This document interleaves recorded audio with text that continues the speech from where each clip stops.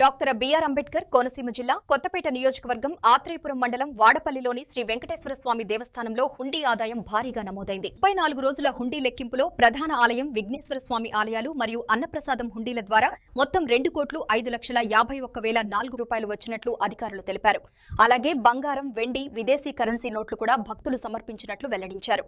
హుండీ లెక్కింపులో జిల్లాలోని 4 గ్రామాల ప్రజలు, బాంకు సిబ్బంది పాల్గొన్నారని డిప్యూటీ కమిషనర్ నల్లం సూర్యచంద్రరావు తెలిపారు.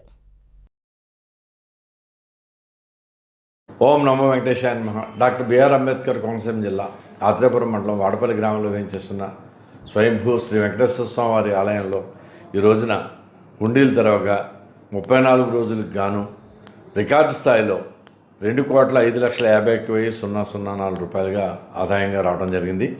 ఇదే కాకుండా బంగారం 26 గ్రాములు, వెండి 1 కేజీ 200 గ్రాములు వచ్చింది.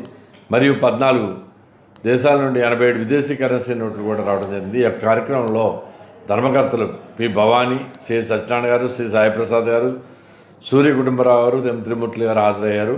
అలాగే ఈ యొక్క కార్యక్రమానికి ద్రాక్షారామ అసిస్టెంట్ కమిషనర్ ఏవి దుర్గాభవానీ గారు మరియు ఎస్టీపీ శ్రీనివాసాచార్యులు, తనిఖీదారు రాజమండ్రి మరియు పేరవరం గ్రూప్ దేవాలయాలు ఈవో ఎం సత్యనారాయణ, అర్చక స్వాములు, వేద పండితులు, గ్రామస్తులు, పత్రికా విలేకరులు, అలాగే ఏపుగంటి సుబ్బారావు, ఏపుగంటి వెంకటేశ్వరరావు, ఏపుగంటి వెంకన్న, పత్రికా ప్రతినిధులు, పోలీసులు, శ్రీవారి కరసేవకులు, ఏపుగంటి వెంకటేశ్వరరావు తదితరులు, మళ్ళీ ఆంధ్రప్రదేశ్ గ్రామీణ బ్యాంక్ లక్ష్మీపాలెం వారు మరియు కెనరా బ్యాంక్ రావులపాలెం వారు సేవకులతో సమక్షంలో ఎన్ని కార్యక్రమాలు జరిగినాయి.